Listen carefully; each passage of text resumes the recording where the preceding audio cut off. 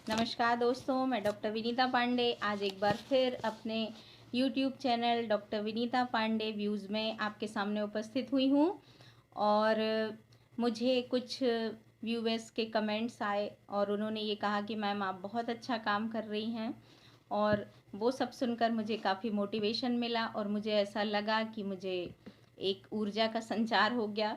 तो कुछ लोगों ने ये लिखा है कि जो स्टूडेंट्स हैं वो सफलता के बारे में जानना चाहते हैं कि मैडम जीवन में सफल कैसे बना जा सकता है। तो मैंने ये सोचा कि मैं आज आपको बताऊं कि वास्तव में सफलता होती क्या है, और सफलता के लिए मनुष्य में कौन कौन सी गुण होना चाहिए, और सफलता के लिए सबके कॉन्सेप्ट अलग होते हैं। तो इस पर आज बात करने के लिए हम यहाँ चर्चा कर रहे हैं। तो मैं आपको ये बताना चाहूँगी कि मेरा ये मानना है कि हमारा जीवन जो होता है वो छोटी छोटी कड़ियों से ही जुड़कर बनता है। प्रत्येक व्यक्ति की जीवन यात्रा बचपन से प्रारंभ होकर के वृद्धावस्था तक चलती है, और व्यक्ति को इस बीच में विभिन्न सोपानों से होकर के गुजरना पड़ता है। और इसी जीवन यापन के तरीके और संतुष्टि को ही हम सफलता या असफलता कहते हैं। इसी को सफलता या असफलता का नाम दिया जाता है।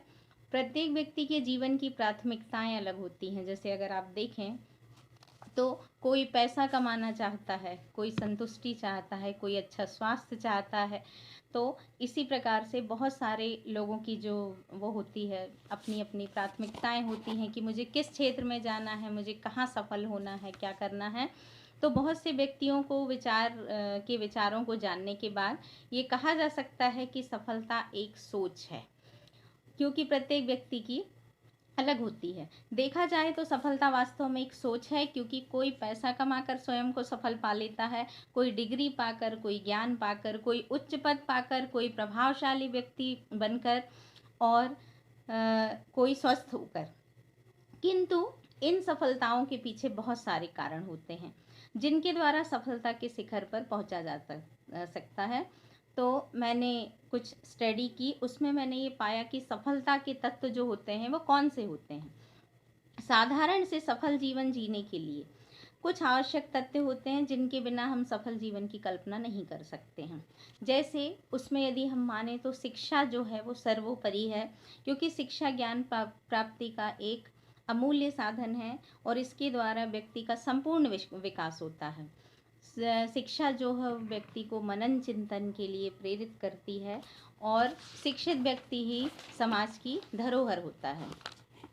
अब अगर हम देखते हैं तो सफलता के तत्वों को, अगर आप चाहें तो इसे नोट भी कर सकते हैं कि सफलता सॉरी सफलता के लिए हम बहुत सारी चीज़ों को लेकर चलते हैं। जैसे पहली शिक्षा है, दूसरी सफलता की पूंजी जो है वो सकारात्मक सोच है। हम अगर सकारात्मक सोचते हैं तो हम ज़रूर सफल होते हैं।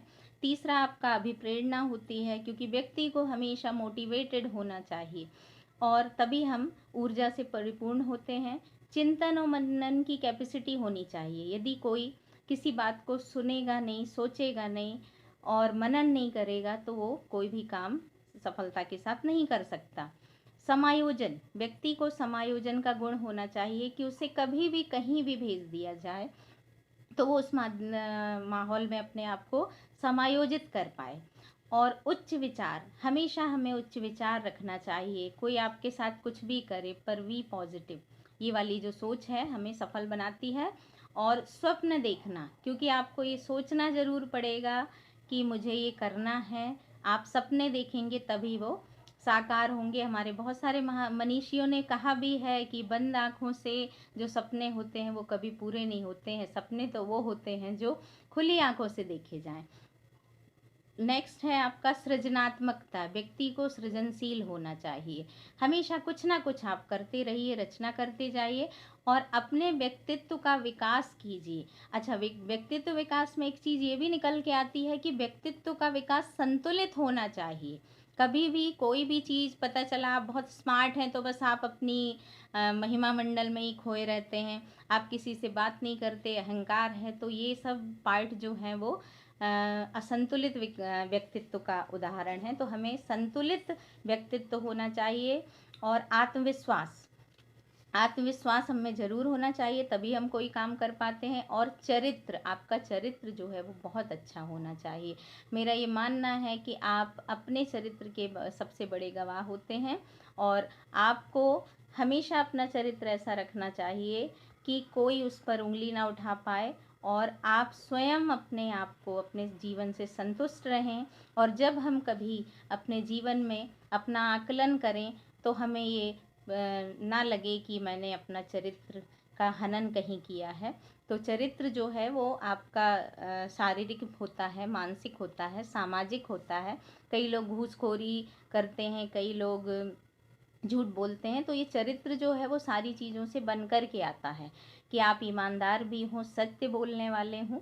और अवसर, मेन ये है कि सफलता के अवसर जब हमें मिलते हैं तो कई बार हम कंफर्टेबल जोन में होने के कारण ना सोचते हैं कि नहीं नहीं जाने दो ये अवसर।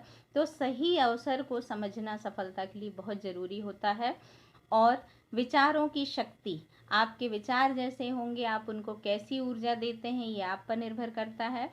और नेक्स्ट है आपका सही तरीका। जब आप कोई भी काम सही तरीके से करते हैं तो आपको सफल होने से कोई नहीं रोक सकता। और अगला है आपका मृदु वचन और विनम्रता। विनम्रता आप में ज़रूर होनी चाहिए। विनम्र का ये मतलब नहीं है कि आप सबके पैर पड़ते फिरिए या सभी से माफ़ी मांगते फिर रहिए। नहीं, आपको विनम्र होने का मतलब ये होता है कि आपकी वाणी में मिठास हो, आप किसी के को दुख ना पहुंचाएं। रिएक्शन भी होना चाहिए, यदि कोई चीज़ गलत है तो गलत है, लेकिन आपको अपनी वाणी को हमेशा मृदु वचन में रखिए और अपनी बात को कहिए। दान और परिश्रम, मैंने अभी बताया था आपको कि ईश्वरीय सत्ता बहुत बड़ी चीज़ होती है। और हमें हमारा जो भी संचय हो, हमें दान अवश्य करना चाहिए। ये कई प्रकार का होता है। आप विद्या का दान कर दीजिए, आप भोजन का दान कर दीजिए, आप पक्षियों को अनाज डाल दीजिए, पेड़ों को पानी डाल दीजिए। और जो भी श्रम, कोई बुजुर्ग जा रहा है, आपके पास कुछ नहीं है तो आप उसको सहारा दे सकते हैं।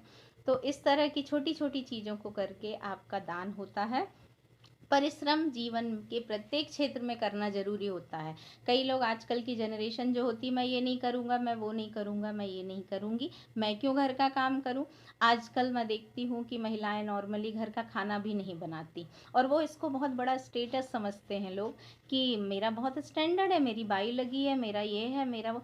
मेरा ये मानना है कि आपको भोजन स्वयं पकाना चाहिए, क्योंकि उसमें आप अपने परिवार के लिए, आप खुद के लिए एक ऊर्जा देते हैं। और जिन लोगों का पकाया हुआ भोजन आप करते हैं वो तो केवल आपके पास पैसे के लिए आते हैं, तो उनकी जो सोच है वो केवल ये रहती है कि मुझे इस भोजन से पैसा मिलेगा। तो बस जितने लोग ऐसा भोजन करते हैं उन सब की सोच ये होती है कि मुझे ये इनके इन प्रकारेण पैसा कमाना है।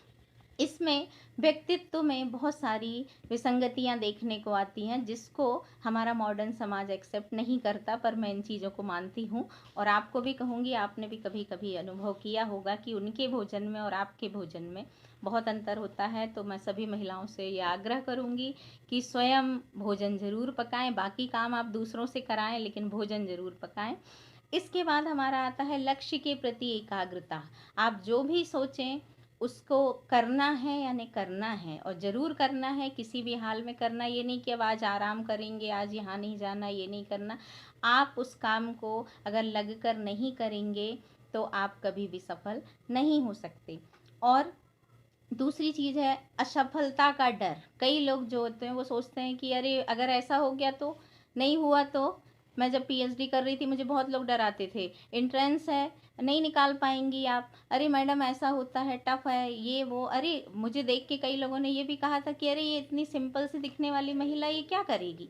तो मेरा ये मानना है कि आप कैसे भी दिखें, किसी भी तबके से उठ कर आते हो, ये ज़रूरी नहीं है कि आप बहुत मॉडर्न हो तो ही आप सफल हैं।